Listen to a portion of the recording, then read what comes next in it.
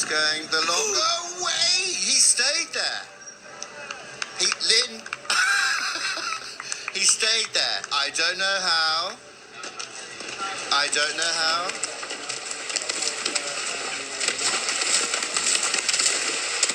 But he's still going. He's going straight out. Dear Lord. Like, I mean, it's always interesting to see people's decisions. I'm not sure the bounce was holding her breath, and Sinead didn't take her hand off her head. She was just in total disbelief at what was just happening. I had to remind her. Oh, that good. We get to watch saddle. this slowly. I'm glad. Let's. And she. Whoa. My goodness me, he did incredibly well to stay in the saddle there. But the mare, I have to say, was really, really clever with her feet because he didn't see the stride he wanted to go in. She went to bounce and suddenly thought, there's a stride in there somewhere, don't know where.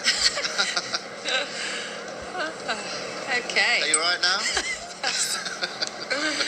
I mean, these animals are back? so incredible, aren't they? They are just unbelievable. And especially, again, I really love a good mare because they know. I mean, look at her face. She knows where her body is. She knows how to get in and out of some of these binds. She'll have more experience. Honestly, that was a better decision. Yes, correct. Pat the ground, get a little closer. But let's not use any more of those lives up. The thing is, if we go back just to overanalyze that fence up at the Mars Water, horses generally want to stand up. They don't want to fall. Now that mare was very close to that second part, as we clearly saw. She hit it, she upended, she got her feet out the way very quickly, and Woods was luckily enough in the back seat, giving that mare time to get her front end out the way. He wasn't crowding over the top of her withers and not allowing her to stand up. And actually, they did a really good job as a partnership there. They did. I think poor Sinead's still in shock. Woods Bobman coming towards home with this mare. Remember, she's only 8 years old. Kamara CFF. By Negro, a lot of dressage breeding in there, but she's going to be over the time. We would have expected that. He took a couple of longer routes. He played it safe. This a horse for the future.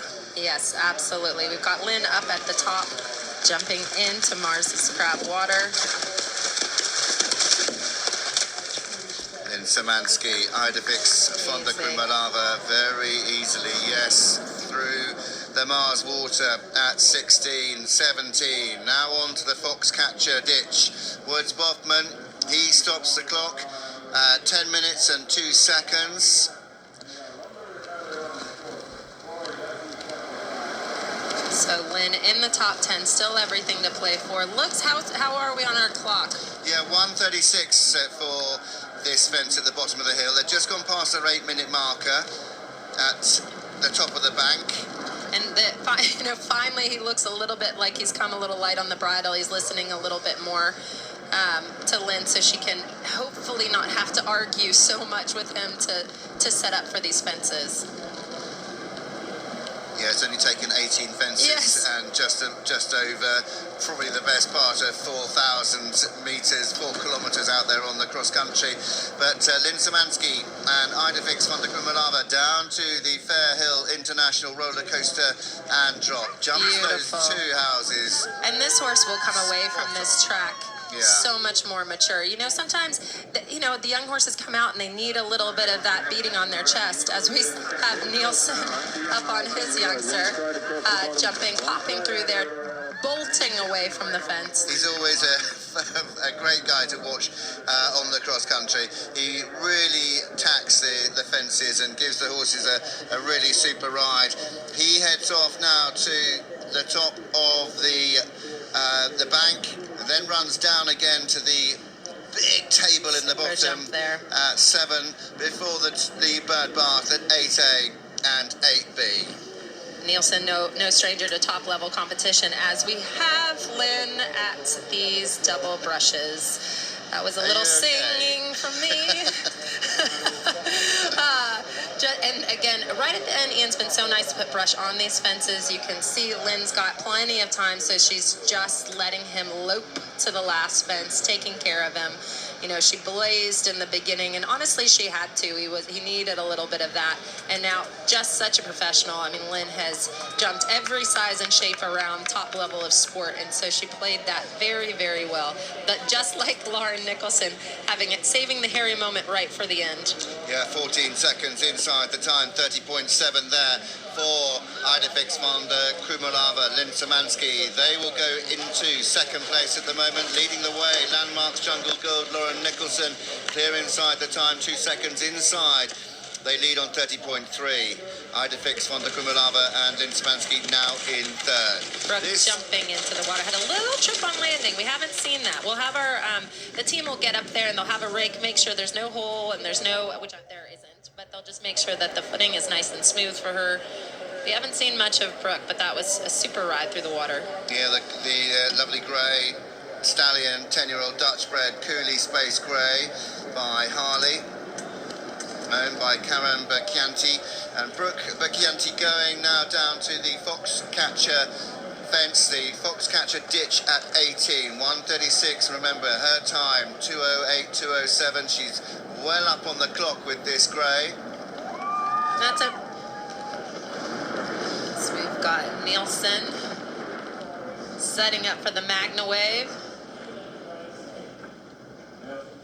And I just love how, again, the courses are so beautiful, because hopefully these are horses that we'll see in the next, the next, probably not next year, but the year after, coming back to attack this 5-star. And, the 3-star is kind of a mini version of the 5-star with very similar jumps that are just beautifully built by Tyson and his team. Well, Tyson's test was the fence after the Magna Wave Roll Wave, and Tyson, of course, as you said, the course builder here, under the direction and watchful eye of Ian Stark, the course designer. But it really is Tyson and his team that have produced this fantastic course. It was the idea and the brains of Ian Stark, but Tyson and his team have done an incredible job. And let's not forget as well the people that really make this work, because the small, large army of people that go into the work and the ground preparation, the build, the dressing, the roping, the stringing, it is everything. Maddie Hale, there we just saw her as Brooke Berchianti, and the lovely little stallion is just about to jump the final fence.